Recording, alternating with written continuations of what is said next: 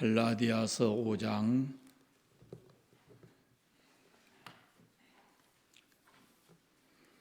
7절부터 12절 말씀까지입니다.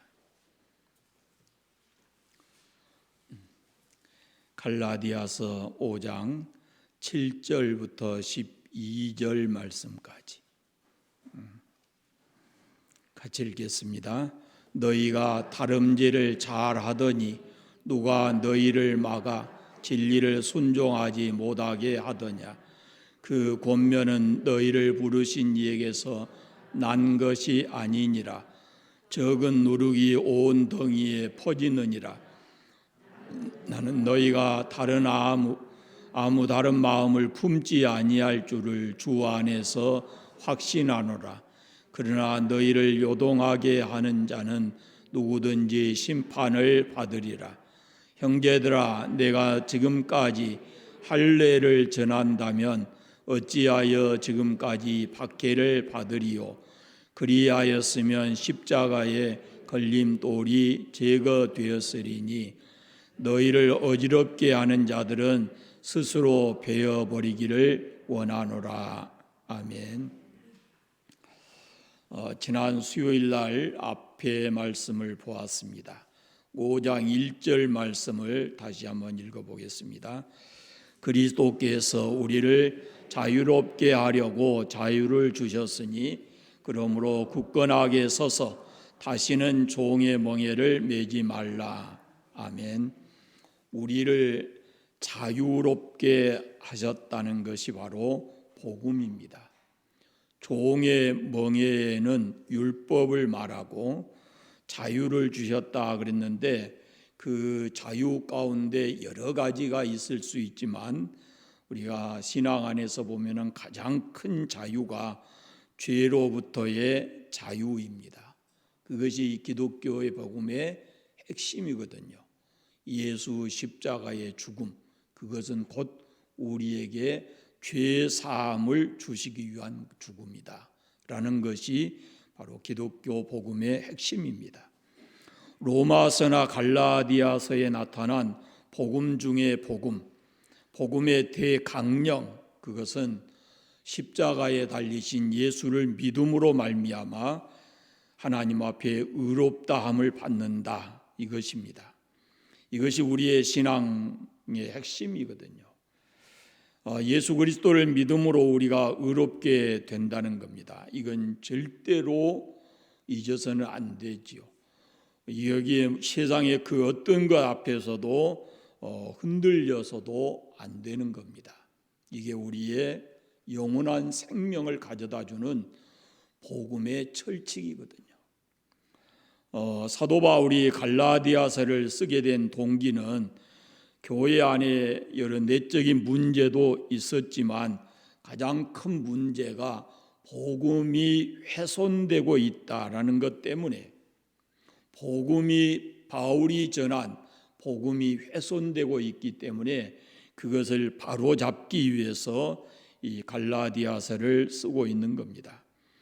다시 말씀드리면 믿음으로 의롭다, 믿음으로 말미암아 의롭다함을 얻는다, 이렇게 이 사도 바울이 전했는데, 그런데 이 진리의 복음이 훼손되고 예수 믿어도 율법을 행해야 한다라고 율법주의자들이 가만히 들어와서 갈라디아 교회 성도들의 그 진리를, 복음을 이렇게 훼손시키고 흔들어 놓았어요. 여러분, 오직 예수 그리스도를 믿음으로 우리가 의롭게 됨을 믿습니다. 1000번 만번 우리 마음속에 새겨 놓아야 될 진리의 말씀입니다. 이것은 결코 변함이 없습니다.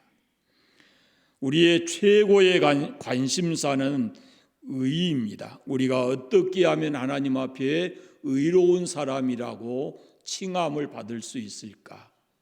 죄인인 우리가 어떻게 하면은 하나님 앞에서 의롭다, 의인이다 라고 칭함을 받을 수 있는가? 그 믿음으로, 예수를 믿음으로 우리가 죄를 용서받고 구원받아서 하나님의 자녀로 영생을 누리는 것입니다. 건강이나 물질의 축복이 아니라 우리 예수 믿는 사람의 가장 핵심 키워드가 뭐냐면 죄인인 내가 하나님 앞에 어떻게 해야 의롭게 되는가라는 것입니다. 무슨 병에 걸렸다 나았다든지 사업이 좀 잘 된다든지 하는 그런 세상적인 것을 말함이 아닙니다. 내 육체의 욕망을 채운다거나 좀 소원을 성취한다는 그런 정도의 종교가 아니라는 것입니다. 그런 문제로 신앙에 낙심이 생기는 것은 신앙의 본질적인 것을 잃어버리고 있다는 거죠. 우리의 신앙적 동기는 죄인인 우리가 하나님 앞에 의롭다함을 얻는 것, 이것입니다. 다시 말하면 하나님의 자녀가 되는 것, 우리 존재가 변화되는 것, 그것이 신앙의 가장 큰 핵심입니다.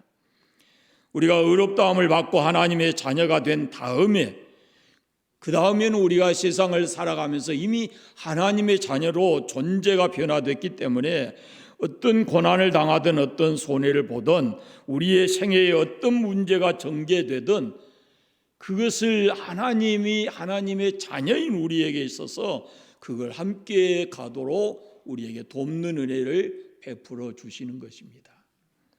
하나님의 자녀가 되었다라는 사실만 확실하게 믿는다면은 나머지 우리 인생의 모든 문제들은 하나님이 합력해서 선을 이루실 것입니다.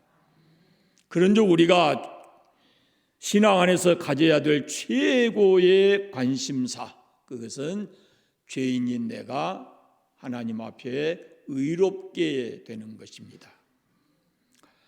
이 의가 어떻게 이루어집니까? 내 공로가 아닙니다. 오직 하나님의 은혜로 의롭다함이 이루어지는 겁니다. 하나님께서 의롭다라고 인정해 주셔야 하는 거죠. 하나님께서 내게 의롭다함을 주심으로 내가 의로워지는 것이거든요. 나의 선으로 나의 공로로 의롭다함이 이루어지는 것이 아닙니다.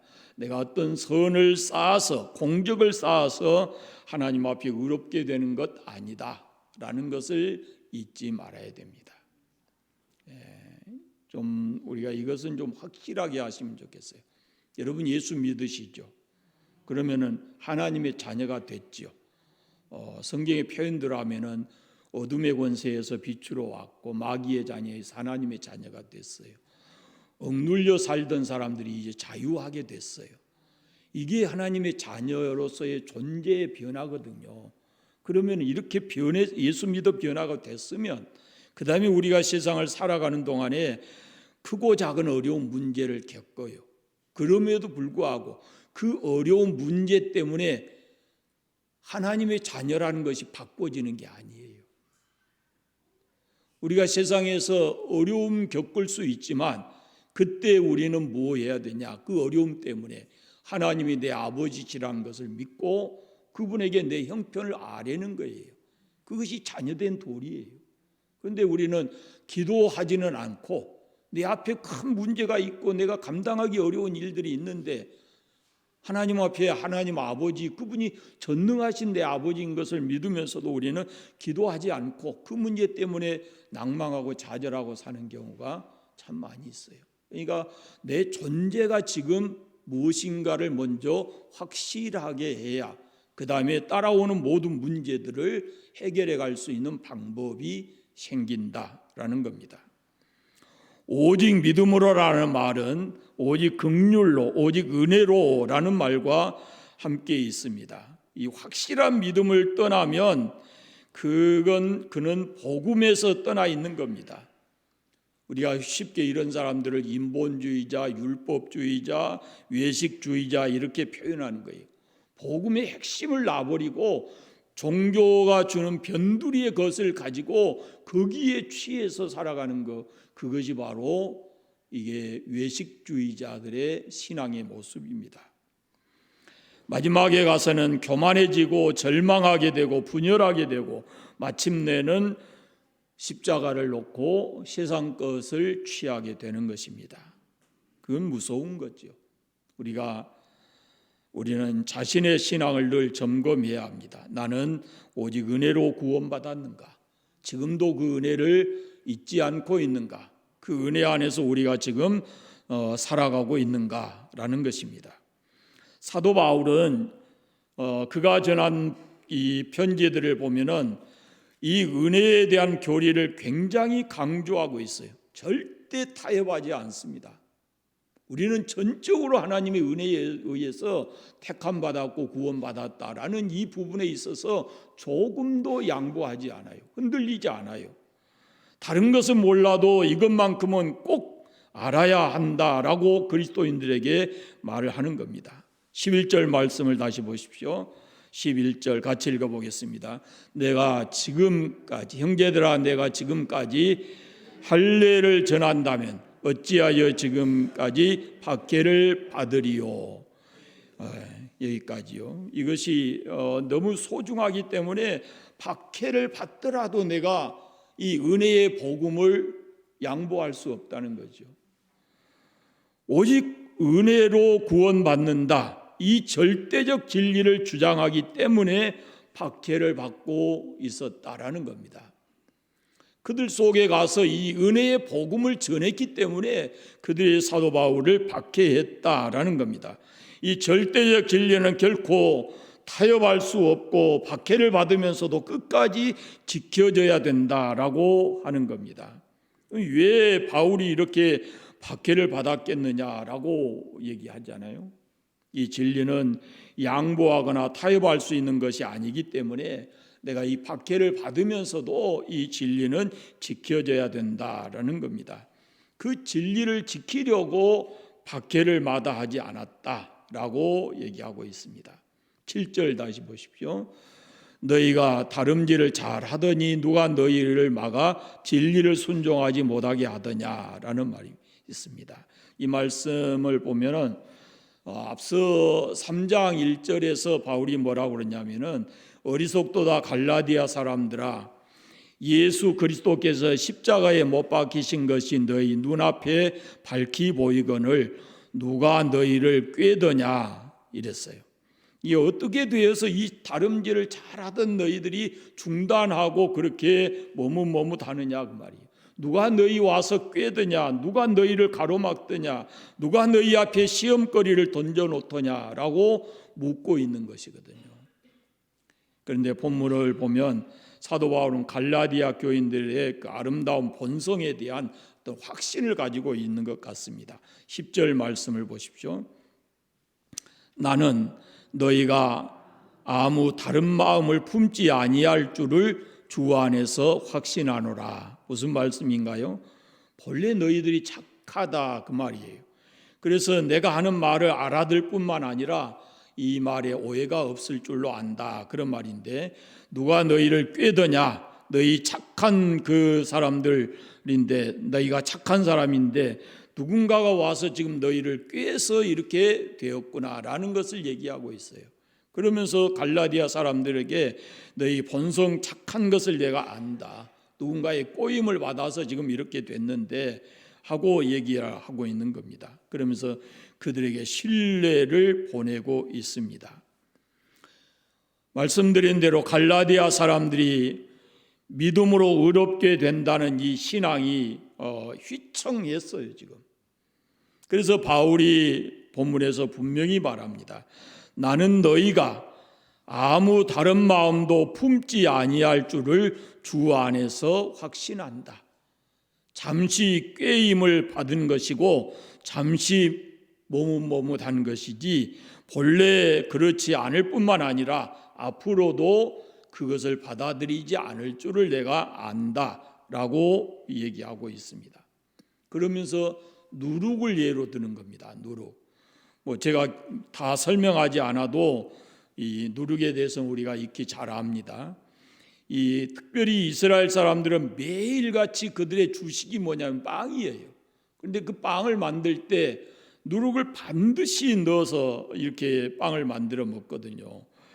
발효시켜서 그것을 가지고 빵을 만들어 먹습니다.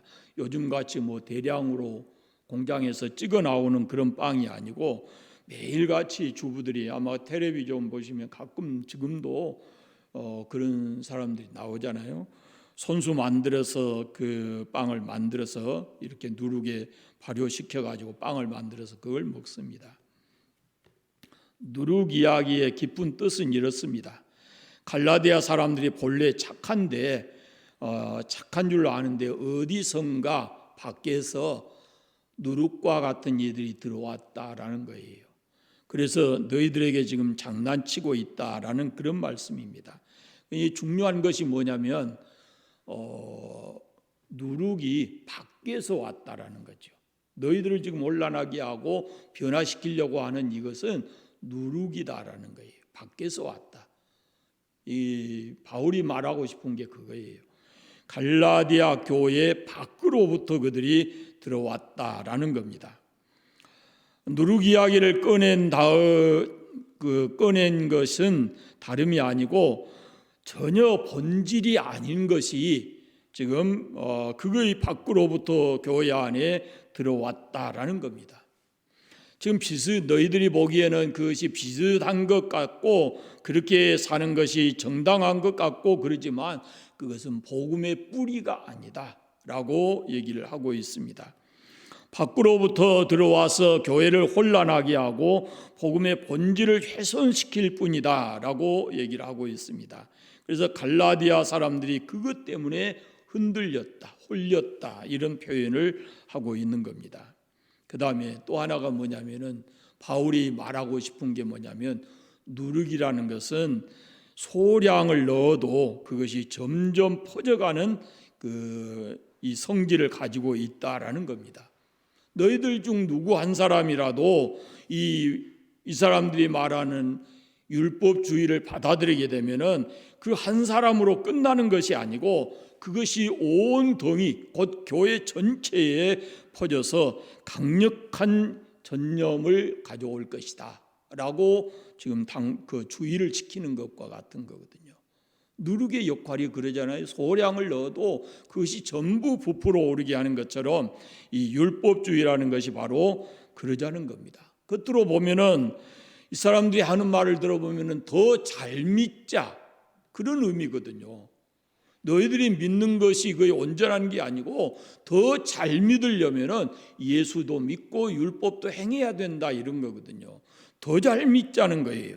그렇게 해서 복음을 변질시키는 무서운 누룩과 같다라는 겁니다. 지금도 여러분 이런 모습들이 교회 안에 침투해 오잖아요. 이단들이 그 사람들이 의도가 뭐예요?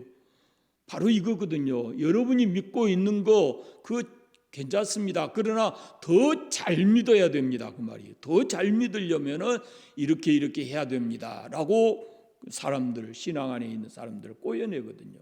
이 근본적으로 이 진리를 모르는 사람들에게 이걸 전하는 게 아니에요. 이미 예수 믿어 구원받은 하나님 자녀들에게 더 잘 믿으려면 더 복을 받으려면 그러면서 거기에다가 그걸 전하고 있는 거거든요. 그래서 그 부분이 우리가 조심해서 들어야 될 말이다라는 겁니다. 우리 주위에 종종 그런 사람들이 있어요. 믿음만으로는 안 된다. 무언가를 행해야지 라면서 우리의 신앙을 흔들어 놓은 사람이 있어요. 그런데 이 행위를 강조한 그 사람들이 오히려 다른 사람의 행위를 더 비판하고 있단 말이죠. 그럼 자기들은 온전한 행위를 가지고 있느냐? 그것도 아니거든요. 상대적으로 보면은 조금 자기들이 나을 뿐인지 몰라도 행위로 보면은 절대로 하나님 앞에서 하나, 둘 이런 차이 그것뿐이지 그들이 그 행위를 가지고 하나님 앞에 온전하냐? 그렇지 않아요. 그러니까 조금 더 상대적으로 더 나은 것 가지고 우리는 의롭다 이렇게 말할 수가 없는 거예요. 그건 절대로 의로운 게 아닙니다.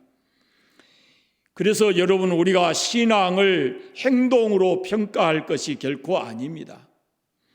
문제는 거듭났느냐, 예수 믿어 새 생명을 가지고 거듭났느냐라는 겁니다. 행동을 고치려고 하면 고쳐집니까? 쉽게 되지 않는 겁니다. 속이 바꿔져야 되거든요. 근본적으로 사람이 바뀌어야지 행동을 고친다, 그건 쉽지가 않아요. 내 안에서부터 사람이 바뀌고 우리의 생각과 가치관이 바뀌어져야, 그래야만 우리가 행동이 하나하나 달라지게 되는 거거든요. 속은 그대로 있는데 겉에서 행동을 바꿔가겠다, 그것은 옳은 것이 아니죠. 우리가 예수 믿어 거듭나면 그때 우리가 그로부터 이제 새롭게 시작을 하는 것입니다. 신앙이라는 것이. 여러분, 열심히 사랑하고 봉사한다, 그래서 그것이 우리를 새롭게 만듭니까? 그렇지 않아요. 사람이 근본적으로 달라져야 된다라는 겁니다. 한 번 더 은혜를 우리가 생각해야 됩니다. 행동을 강조하다 보면은 자칫 율법주의에 빠지게 됩니다. 행함이 어쩌고 저쩌고 이렇게 하는 것은 그 행함에 대한 판단은 하나님이 하시는 거예요. 너가 누구기에 그거 판단하냐, 이렇게 성경이 말씀하잖아요. 겉으로 보기에는 선하고 의로운 것 같지만 그 속은 아무도 모릅니다. 겉과 속을 다 아시는 분은 하나님이시고 우리 속을 바꾸어 내실 분은 하나님이시다라는 말씀입니다. 그래서 선하다 악하다 이렇게 판단해서는 안 된다라는 겁니다. 그걸 가지고 그 사람이 예수 잘 믿는다 이런 판단을 하면은 안 된다라는 거죠.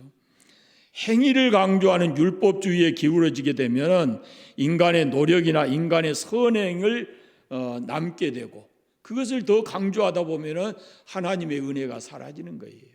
그래서 우리는 하나님의 은혜로 우리가 믿음을 갖게 됐고 하나님의 은혜 안에서 우리가 의롭게 되어진다라는 것을 절대로 잃어버리면 안 되는 겁니다.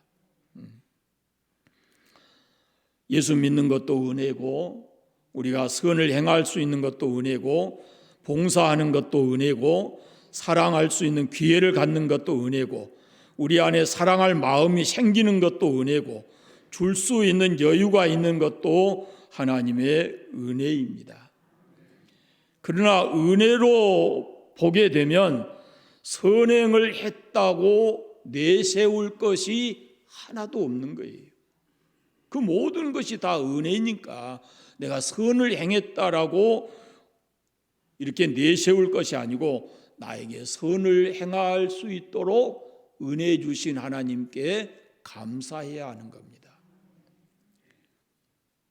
오직 은혜입니다. 베풀고 감사하고 봉사하고 이 할 수 있는 모든 것들이 하나님의 은혜인 줄로 믿습니다. 그런데 율법주의에 빠지면요, 자기가 한 것에 대해서 교만해지고 그렇게 하지 못한 사람을 비판하게 되고 그렇게 됩니다. 어느 생각은 모르게 그것의 우월감을 가지고 그 어떤 형식주의에 빠지게, 외식주의에 빠지게 되는 거죠. 겉으로 판단할 수 있는 문제가 아니다라는 겁니다. 신앙은 내적인 문제예요. 당시의 역사적 배경을 보면 예수 믿는 것과 할례 받는 것을 동시에 이렇게 존재해 있었어요. 그래 예수님도 믿고 율법을 지키자, 이것도 하고 저것도 하자, 둘 다 하는 것이 좋지 않냐라는 그런 생각을 갖는 사람들이 있었어요. 바울이 그렇게 말씀하잖아요. 내가 만약에 그렇게 했다면은 핍박받을 이유가 뭐 있었겠느냐, 박해를 뭐한데 받았겠느냐, 그렇게 지금 얘기하고 있어요. 거기에 무서운 함정이 있는 거예요.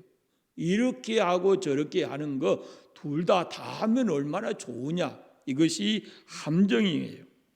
한 발 뒤로 물러서면 예수님의 은혜는 없어지고 형식주의만 남게 되는 것입니다. 누룩의 전념성이 강하다라는 것을 잊지 말아야 돼요. 하나가 딱 양보하거나 무너지게 되면은 거기로부터 이렇게 감당할 수 없는 문제들이 생기는 거예요.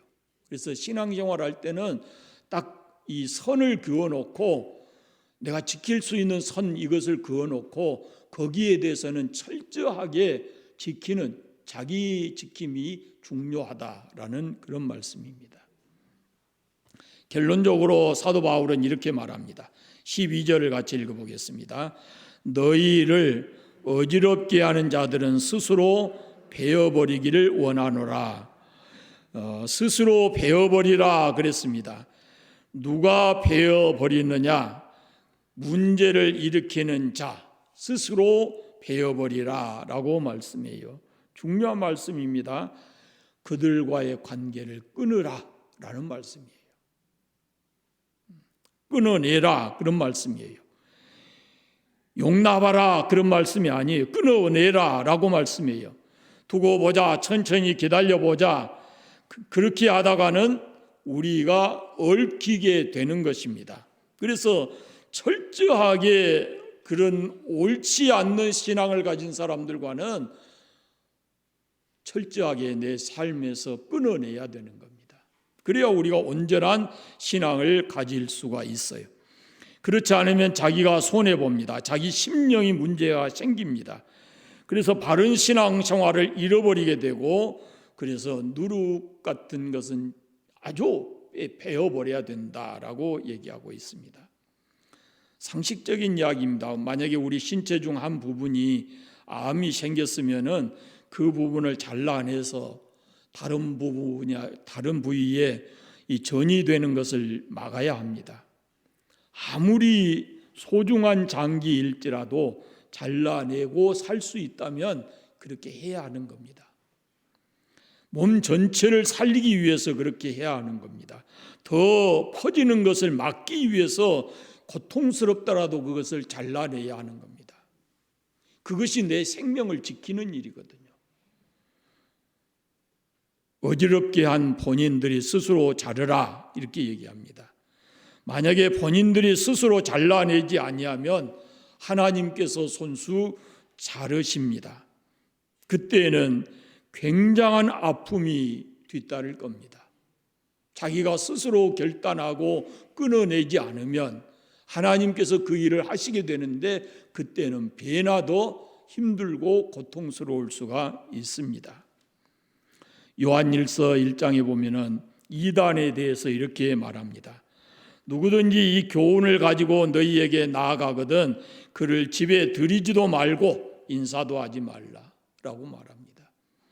신앙이 잘못된 사람인 줄 알면서 그가 내 신앙을 영향을 줄 수 있는, 악영향을 줄 수 있는 누룩 같은 존재다라는 것을 알면서도 괜히 인사하고 관계 맺어서 자신도 모르게 거기에 발을 딛고 빠져들게 된다라는 거거든요. 이렇게 당한 사람들이 적지 않습니다. 인정 때문에, 인간 관계 때문에 아무나 관계를 맺으면 안 된다라는 거거든요. 신앙 안에서는 철저하게 베어버려야 된다라는 겁니다. 10절 후반절 말씀을 보십시오. 너희를 요동하게 하는 자는 누구든지 심판을 받으리라 그럽니다. 심판을 받으리라 말은 만일 그들과 가까이 하다가는 그들이 심판받을 때 너희들도 함께 받을 것이니 이 관계를 미리 잘 베어버려라 이렇게 말씀하고 있는 거예요. 그러니까 본래 지녔던 복음의 순수성, 그 믿음, 그것을 지키라라고 하는 겁니다. 그 복음의 순수성, 그 처음 받았던 그 깨끗한 믿음이 뭐냐면은 오직 예수 그리스도를 믿음으로 구원 얻는다라는 하나님의 은혜에 철저하게 의지하는 것.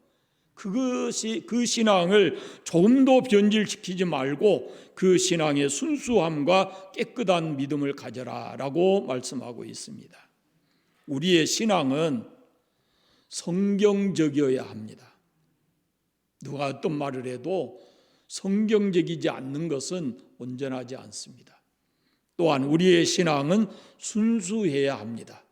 성경 말씀대로 그대로입니다. 거기에 더하거나 빼서는 안 됩니다. 그것은 오직 예수 그리스도를 믿음으로 의롭게 된다는 그 복음입니다. 그런데 거기에 어떤 것도 플러스시키거나 어떤 것도 빼서는 안 된다라는 겁니다. 밖에서 들어와서 전체를 변화시키려고 하는 누룩 같은 것도 그렇거니와 교회 안에서 혼란을 겪고 있는 것, 그런 것들도 있어서는 안 된다라는 겁니다. 행함을 강조하는 것은 율법입니다. 행함은 중요합니다. 그러나 우리가 어떻게 사는가라는 것이 중요하지만 행함이 믿음보다 앞서면 그러면은 믿음의 본질이 훼손이 되는 겁니다. 그래서 반드시 우리는 예수 그리스도를 믿고 믿음 다음에 예수 믿는 사람이 어떻게 살아야 되냐, 그것이거든요. 우리가 예수 믿어서 하나님의 자녀가 됐어요. 존재가 본질적으로 달라졌어요.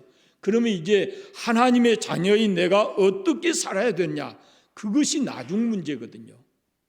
그런데 이것이 똑같이 신앙인 것처럼 얘기하면 안 돼요. 우리가 한 부모 밑에서 나도요, 어떤 사람은 어려서부터 아주 예의 바른 사람이 있고 어떤 사람은 그렇지 않는 사람이 있어요. 한 사람은 아주 지식이 뛰어난 사람도 있고 그렇지 않는 사람도 있어요. 정신이 온전한 사람도 있고 조금 부족한 그런 사람도 있어요. 마찬가지입니다. 우리가 하나님의 예수 믿어 하나님의 자녀가 됐지만 그 하나님의 자녀들 중에 살아가는 그 삶의 모습은 각각 다를 수 있어요. 모두가 다 똑같은 게 아니에요. 그러니까 그 부분에 있어서 누가 더 옳은 거냐, 누가 더 잘 믿는 거냐, 그걸 가지고 판단하면 안 된다라는 거거든요. 예수님을 믿음으로 의롭게 된다는 이 믿음 위에 확고히 서시고 그 다음에 하나님의 자녀된 우리가 어떻게 살아야 되느냐라는 것은 그 다음의 문제인 것을 알고 그걸로 우리가 지금은 고민해야 돼요. 사실은 이미 예수 믿어서 하나님의 자녀가 됐으면 이제 하나님 자녀로서 내가 어떻게 살아야 되느냐라는 것은 우리가 성경을 통해서 꾸준히 배우고 그걸 본받아 살아야 할 겁니다. 절대로 이 복음이 훼손되지 않기를 바랍니다. 단단히 붙잡고 끝까지 이 신앙 지키면서 사시기를 바랍니다. 그것이 신앙 안에서 우리가 지켜야 될 자유입니다. 기도하겠습니다. 하나님 감사합니다. 갈라디아서를 통해서 다시 한번 우리의 신앙을 세워가게 해주시니 감사합니다. 예수 믿어 구원받고 하나님의 자녀된 우리에게 하나님께서 주시는 그 구원의 은혜가 얼마나 큰지 우리가 그 사실을 깊이 깨닫게 해주시고 이제 하나님의 자녀로서 예수님이 피의 값으로 우리를 사신 구원받은 하나님의 사람으로서 살아내야 될 합당한 삶이 무엇인가를 깨닫게 해주시고 그의 합당한 삶을 살아갈 수 있도록 주의 성령으로 역사하시고 함께하여 주시옵소서. 교회를 흔드는 그 어떤 다른 생각, 다른 복음이 없는 것을 깨닫게 하시고 우리가 온전히 주의 복음을 붙들고 끝까지 이 신앙 지키며 살아갈 수 있는 저희들 되게 하여 주시옵소서. 관산교회에 속한 모든 성도들이 흔들리지 않는 이 진리 위에 서게 하시고 믿음으로 살아갈 수 있도록 함께하여 주옵소서. 삶의 현장에서 하나님의 자녀답게 부끄럽지 않게 하루하루 살아갈 수 있도록 은혜 위에 은혜를 더해 주시기를 간절히 원하옵고 예수님의 이름으로 기도드립니다. 아멘.